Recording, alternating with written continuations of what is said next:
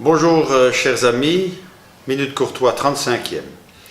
Nous l'avons décalé aujourd'hui ce lundi parce qu'il fallait d'abord que se passe ce moment où Bruxelles a accueilli la marche entre les villes européennes qui ont été meurtries par le terrorisme.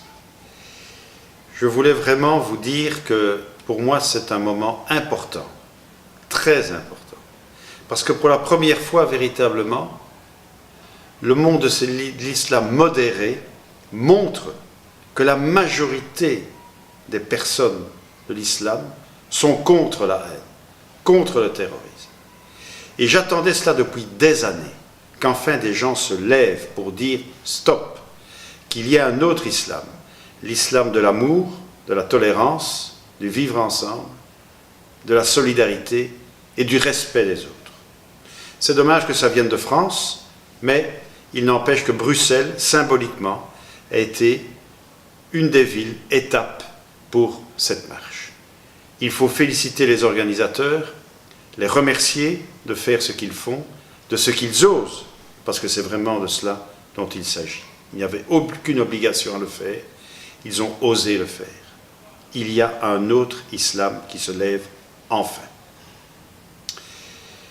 La semaine dernière, nous avons conclu avec l'opposition, majorité et opposition, un accord de bonne gouvernance pour la ville de Bruxelles, pour les années qui viennent.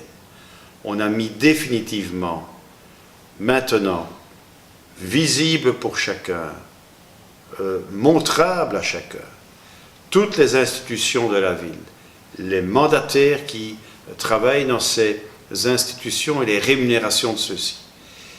Il y a une philosophie derrière cette publicité des mandats. La première philosophie, c'est la transparence, bien sûr. Les mandats sont là, on ne peut plus tricher. Chacun, maintenant, sait exactement de quelle institution il s'agit. 2, la bonne gouvernance, bien sûr, puisque maintenant, les mandataires qui sont dans ces institutions devront déclarer leur rémunération et faire en sorte que les rémunérations soient réduites au chiffre des jetons du conseil communal, 78 € brut, sauf pour les présidents, parce qu'on a considéré qu'être président d'une institution peut parfois avoir des responsabilités importantes, particulièrement des responsabilités civiles ou pénales. Enfin, nous demandons dans chaque institution maintenant l'expertise. Nous mettons un certain nombre d'experts indépendants. Il y aura des audits permanents et le conseil communal sera habilité à même, une fois l'an, de demander pour une institution, plusieurs institutions, vraiment un audit complet. Voilà, transparence, expertise et, je dirais, publicité. On ne pouvait pas faire mieux pour l'instant. On peut aller plus loin.